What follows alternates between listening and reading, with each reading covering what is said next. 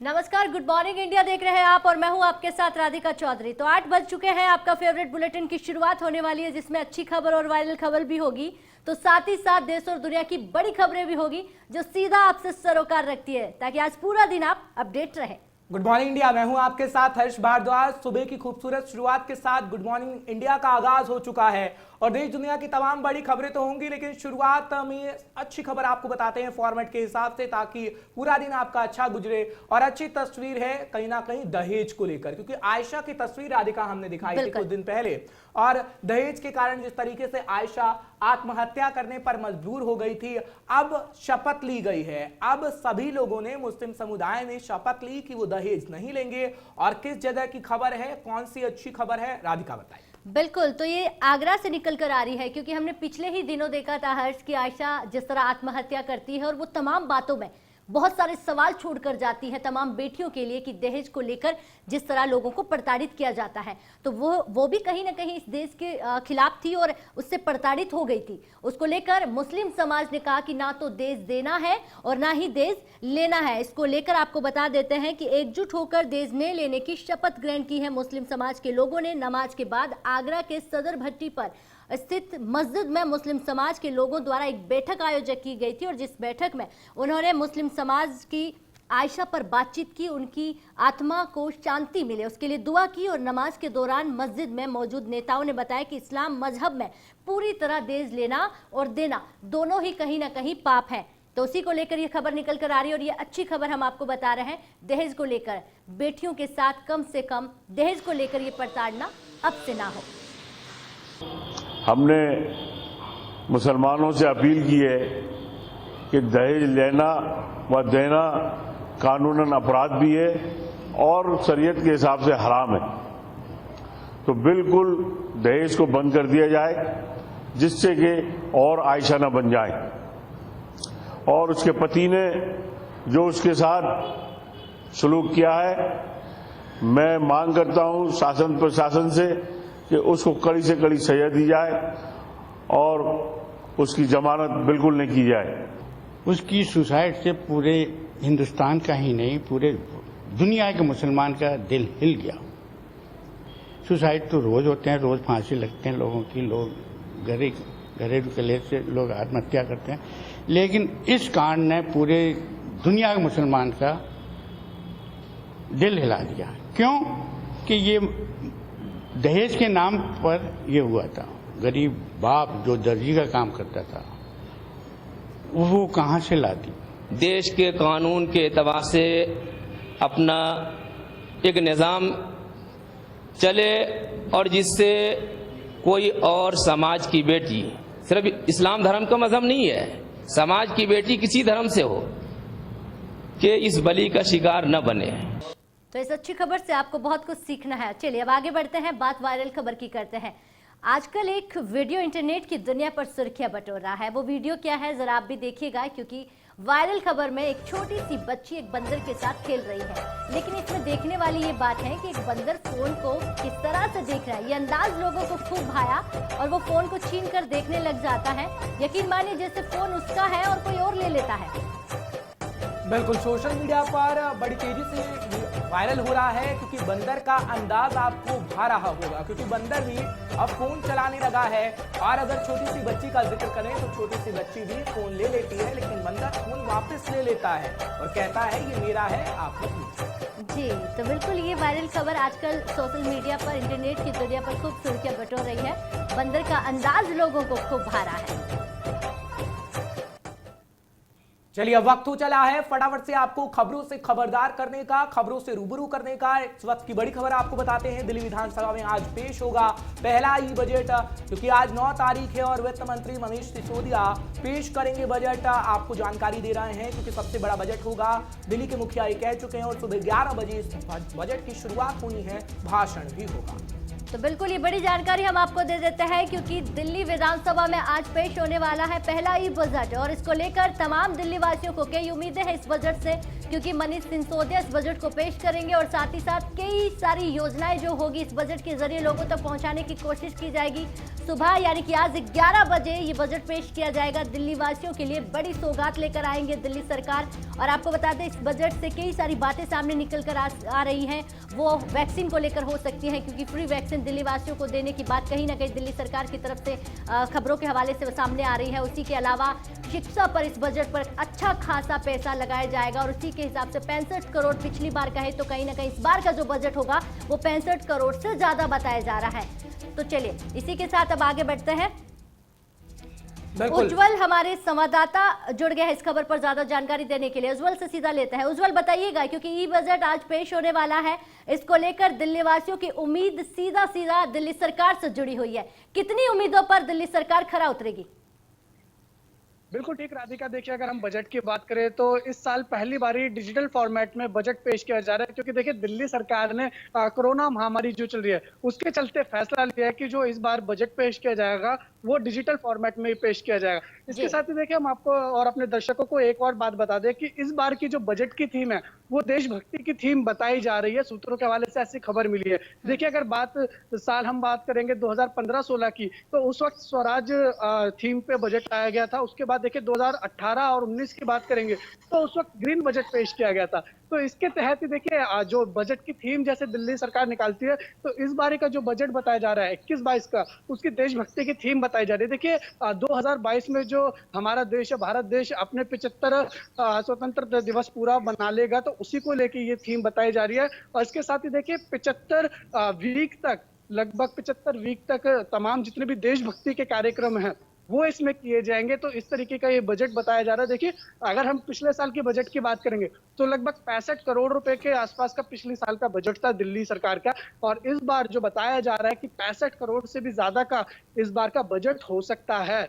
तो कहीं ना कहीं देखिए और एक और बात सामने निकल के आ रही है, जो दूसरा चरण चल रहा है अभी, जो 60 साल से ऊपर के जो बुजुर्ग और 45 साल से ऊपर के जो व्यक्ति हैं उनको वैक्सीन लगाई जा रही है, और प्राइवेट अस्पतालों में लगभग 250 रुपए के लिए इसकी जो कीमत है वो वसूली जा रही है। इसके साथ ही देखिए जो सूत्रों के हवाले से खबर मिल रही है, जो तीसरा चरण आएगा वो आम लोगों के लिए आएगा। तो हो सकता है कि इस बजट में राधिका दिल्ली वासियों को अच्छी खबर सुनने को मिल जाए, क्योंकि इस बजट में स्वास्थ्य पर भी बहुत ज्यादा फोकस कर रही है दिल्ली सरकार। उज्जवल, क्या सभी लोगों को कोरोना की वैक्सीन मुफ्त में मिल सकेगी? क्योंकि प्राइवेट अस्पतालों का जिक्र करें तो 250 रुपए तय किया है केंद्र सरकार ने। क्या केजरीवाल सरकार दिल्ली वासियों को प्राइवेट अस्पतालों में भी मुफ्त वैक्सीन दे सकेगी? उज्जवल बिल्कुल ठीक है। देखिए उसी बारे में मैं बता रहा था कि जिस तरीके से दिल्ली सरकार के सूत्रों के हवाले से जो खबर मिल रही है, दिल्ली सरकार अच्छा खासा जो बजट का पैसा है वो स्वास्थ्य पे खर्च करने जा रही है। तो हो सकता है, उम्मीद जताई जा रही है, कयास लगाया जा रहा है कि हो सकता है कि जो आज बजट पेश करेंगे वो उप मुख्यमंत्री और वित्त मंत्री मनीष सिसोदिया, हो सकता है कि दिल्ली वालों को सौगात मिल सके फ्री वैक्सीन की। देखिए इसके साथ ही हम अपने दर्शकों को एक बात और बता दें, इस बजट में स्वास्थ्य पर ज्यादा ही ध्यान दिया जा रहा है। लगातार हम अपनी खबर में ये दिखाया जा रहा है। तो इसलिए जो दिल्ली के लोग हैं वो अपने बिजी शेड्यूल के चलते अपने स्वास्थ्य पे ज्यादा ध्यान नहीं दे पाते हैं। तो इस बार दिल्ली सरकार ने ये भी सोचा है कि दिल्ली के जो लोग हैं उनके लिए योगा सेंटर खोले जाएंगे। गली मोहल्लों में हर जगह जितने भी होंगे योगा सेंटर दिल्ली सरकार खोलने की प्लानिंग कर रही है। तो हो सकता है इस बजट में वो ऐलान भी हो जाए। हर्ष, तो यकीनन देखिए जो दिल्ली सरकार है वो बहुत ज्यादा स्वास्थ्य पर सारी चीजें जो है जो सबसे ज्यादा फोकस इसी पे कर रही है। और देखिए अगर हम शिक्षा की बात करें तो शिक्षा के लिए सैनिक स्कूलों की खोलने की बात भी कही जा रही है। सूत्रों के हवाले से इस तरीके की खबर मिल रही है। तो देखिए अच्छा खासा काफी ज्यादा बजट होने वाला है, ये 65 करोड़ से पार जाने वाला है। हर्ष, तो यकीनन देखिए एक चीज और बता दें कि 2047 में जो हमारा भारत देश है लगभग 100 साल वो पूरे कर लेगा। तो दिल्ली सरकार 2047 तक का सोच के चल रही है। ये भी बताइएगा कि इस बजट से लोगों को उम्मीदें हैं और दिल्ली में कहीं ना कहीं जो लोगों की उम्मीदें हैं वो दिल्ली सरकार पूरा करने की कोशिश करेगी। किसान भी दिल्ली के बॉर्डर्स पर डटे हुए हैं, तो क्या कहीं ना कहीं किसानों पर भी बात होगी? किसानों के लिए भी कुछ होगा?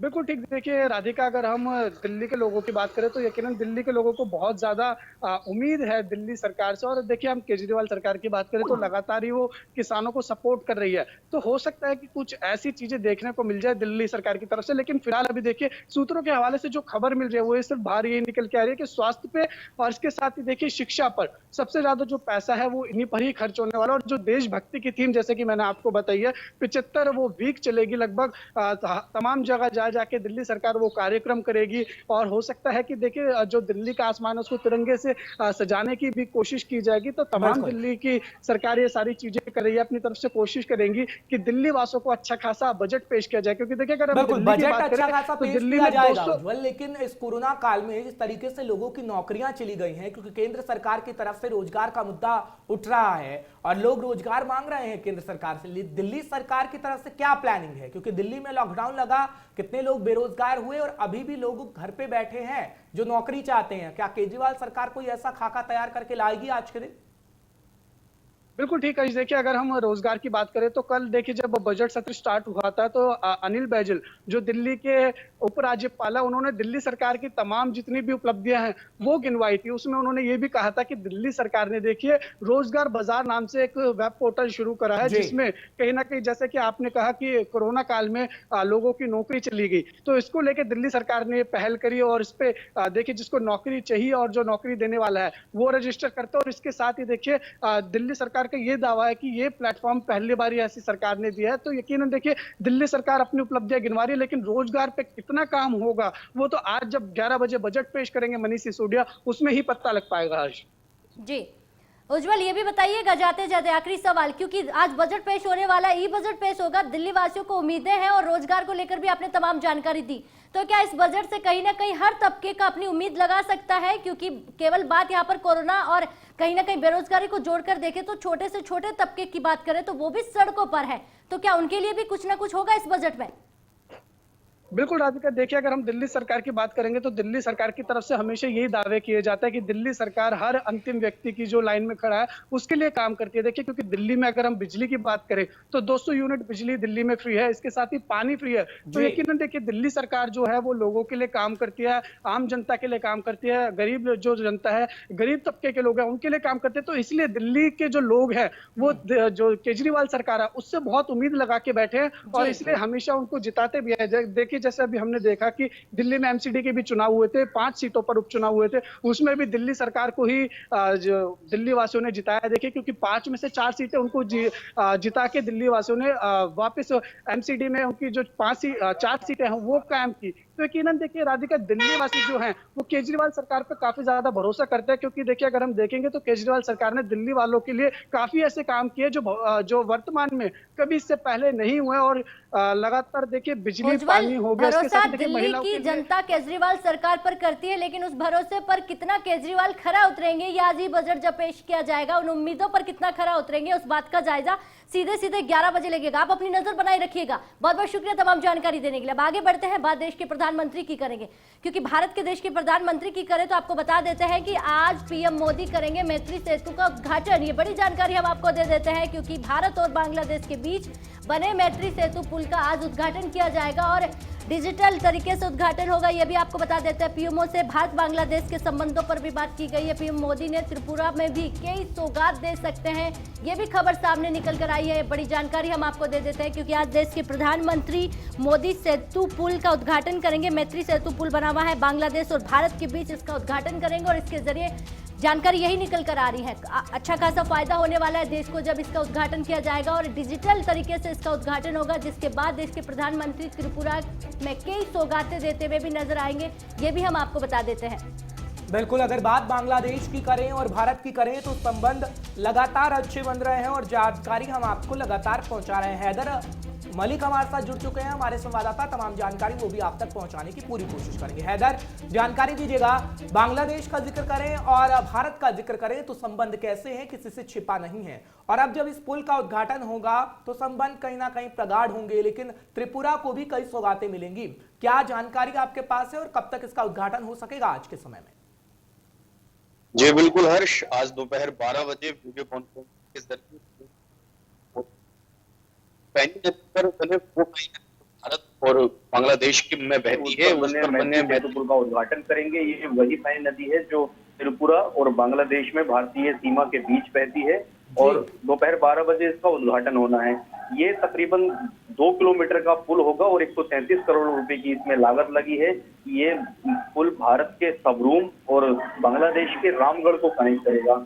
तो भारत और बांग्लादेश के जो संबंध है, आपने कहा कि उससे छुपे नहीं है, तो इस पुल के बनने से रिश्तों में और सुधार आएगा। और पीएमओ ने खुद इस बात को स्वीकार किया है कि मैत्री सेतु पुल का उद्घाटन के बाद से हमारे जो द्विपक्षीय संबंध है बांग्लादेश में वो और अच्छे बनेंगे और ये पुल उन संबंधों के लिए एक प्रतीक के रूप में साबित होने वाला है।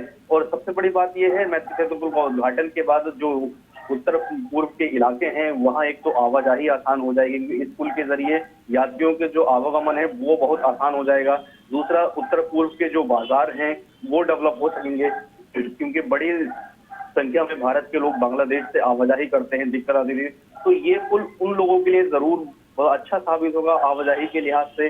दूसरी चीज ये है, इस पुल के बनने के बाद से उधर डेवलपमेंट बहुत ज्यादा होने लगेगा। पीएम मोदी आज खुद भी त्रिपुरा के अंदर सबरूम में ही खासकर एकीकृत जांच चौकी का उद्घाटन करेंगे, तो वो जो लोग आवाजाही करेंगे उनके लिए बहुत अच्छी साबित होने वाली है। इसके अलावा अगरतला स्मार्ट सिटी के तहत बने केंद्र का भी उद्घाटन करने वाले हैं पीएम मोदी। तो आज देखें, त्रिपुरा और उसके आसपास के लोगों के लिए राहत भरी खबर है और पीएम नरेंद्र मोदी बहुत ज्यादा सौगात देने वाले हैं।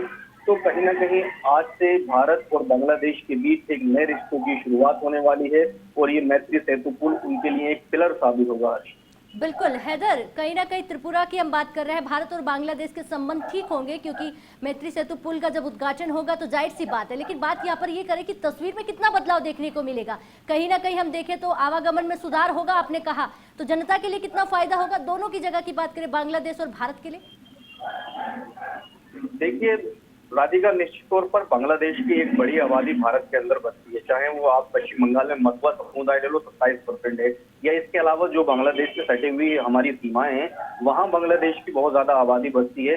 और ऐसे में बांग्लादेश से व्यापार भी करते हैं जो उत्तर पूर्व के इलाके हैं, हमारे राज्य हैं त्रिपुरा वगैरह। तो जब ये पुल बन जाएगा तो इस पुल के बनने से, चूंकि 2 किलोमीटर लंबा ये पुल है, ज्यादा बड़ा इसकी लंबाई नहीं है, तो ऐसे में आवाजाही जब आसान होगी तो उस इलाके के जो बिजनेसमैन लोग हैं जो वहाँ अपना व्यापार करते हैं, तो बाजार डेवलप होने से इसका जो फायदा होगा वहाँ के लोगों को होगा। दूसरा, बिजनेस को बढ़ावा मिलेगा, इसका लोग वहाँ के आम लोगों को होगा। दूसरा, व्यापार के रास्ते भी खुलेंगे, बांग्लादेश वालों के लिए भी खुलेंगे, इंडिया वालों के लिए भी खुलेंगे। तो कहीं ना कहीं इसका जो फायदा होगा आम इंसान को होगा, चाहे वो बांग्लादेश के हों और या इंडिया के हों। तो बहुत सारे फायदे हैं। दूसरा, रिश्तों में भी अब कहीं ना कहीं बांग्लादेश से, हालांकि भारत के हमेशा से ही रिश्ते अच्छे रहे हैं और पीएम नरेंद्र मोदी 26 और 27 मार्च को बांग्लादेश के दौरे पर भी रहेंगे, तो ऐसे में बहुत ज्यादा हद तक रिश्तों में सुधार है। दूसरी चीज ये है कि ये पुल 2017 में इसका जो बुनियाद रखी गई थी और इसको 2 साल में बनाकर तैयार करना था, लेकिन बीच में कोविड की वजह से इसमें विलंब हुआ कुछ, वरना ये पुल अब तक देश को समर्पित कर दिया जाता। तो 2 साल में जो ये योजना पूरी होनी थी उसमें टाइम जरूर लगा है, लेकिन आज 12 बजे ये पुल पूरी तरह से बांग्लादेश और भारत के लोगों को समर्पित कर दिया जाएगा। राधिका, बिल्कुल हैदर, जब जिक्र हम करते हैं पाकिस्तान का, क्योंकि बांग्लादेश के साथ संबंध भारत के हमेशा से रहे, लेकिन जिस तरीके से चीन के साथ हमारा तनाव रहा, पाकिस्तान ने पूरा लाभ उठाने की कोशिश की थी जब शेख हसीना से फोन पर बातचीत हुई, लेकिन बांग्लादेश को ये समझ में आ गया कि ज्यादा दिन का ये रोना नहीं है और चीन की हरकत पूरे विश्व को समझ में आई। और अगर अब दोस्ती की बात करें तो अब और दोस्ती और बढ़ने वाली है। क्या कितना फर्क पाकिस्तान को इससे पड़ेगा, क्योंकि पाकिस्तान चाहता है बांग्लादेश से अच्छे संबंध बनाना ताकि उसे फायदा हो सके? हर्ष, देखें, अब पाकिस्तान हमेशा से ही चाहता रहा है कि बांग्लादेश उसके साथ जाए और बांग्लादेश पाकिस्तान का ही हिस्सा रहा है आजादी के बाद, लेकिन अब बांग्लादेश अलग हो चुका है और बांग्लादेश के जो लीडर हैं, खासकर अगर हम शेख हसीना की बात करें, कद्दावर नेता हैं और हमेशा ऐसे ही वो रिश्तों को अहमियत देती हैं और पाकिस्तान की हरकतें किसी से छुपी नहीं है। आप देखें, कश्मीर के अलग अलग इलाकों में हमेशा सीजफायर की खबरें आती हैं, इसके पीछे बिल्कुल हरकतें हर कोई समझ गया है पाकिस्तान की। बहुत बहुत शुक्रिया हैदर, आप अपनी नजर बनाए रखिएगा, वो तस्वीरें भी दिखाएंगे जब प्रधानमंत्री नरेंद्र मोदी उद्घाटन करेंगे। बढ़ेंगे आगे, बात करेंगे पंजाब की, क्योंकि पंजाब की बात करें तो बजट सत्र चल रहा है और विधानसभा के बजट सत्र का आज 9वां दिन है। आपको जानकारी पंजाब से दे रहे हैं, विधानसभा में कल पेश किए गए बजट पर आज चर्चा होगी। तो बिल्कुल ये जानकारी हम आपको बता देते हैं, विधानसभा के अंदर आज अलग अलग 8 संशोधित बिल भी लाए जाएंगे, इस पर भी चर्चा होने वाली है। शिरोमणि अकाली दल और आम आदमी पार्टी के विधायक कर सकते हैं हंगामा, इस बात की भी जानकारी मिल रही है, क्योंकि पंजाब विधानसभा के बजट सत्र का आज 9वां दिन चल रहा है और लगातार देख रहे हैं खबरों के जरिए, क्योंकि बजट सत्र की शुरुआत हुई तो विपक्ष किस तरह से लगातार हमलावर है और चाहे वो महंगाई पर बात हो या फिर किसानों पर बात हो, लगातार बजट सत्र पर कहीं ना कहीं हंगामा देखने को मिल रहा है। तो आज भी कहीं ना कहीं अकाली दल और आम आदमी पार्टी की तरफ से भी हंगामा देखने को मिल सकता है, ये जानकारी मिल रही है। नवदीप छाबड़ा हमारे साथ सीधा पंजाब से जुड़ गए हैं।